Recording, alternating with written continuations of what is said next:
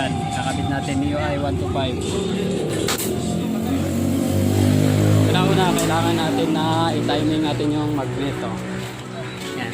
Kailangan itong line na to, ito, nakasentro yan dyan. Kasi. Yan. Kailangan nakasentro yan, MIUI. Yan, pagkuha ng timing. Tapos, ipan tayo sa kabila. Yung timing gear naman, yun, may guhit yan siya dito. Ayan, yan. Ayan, may guhit yan. Pag ikakabit yan siya, itutugma naman yan siya dito.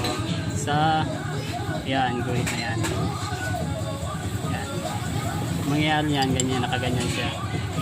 Kailangan magkatugma yung guhit.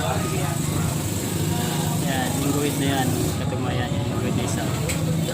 Yan. Yung guhit na to, ito at saka ito sa butas.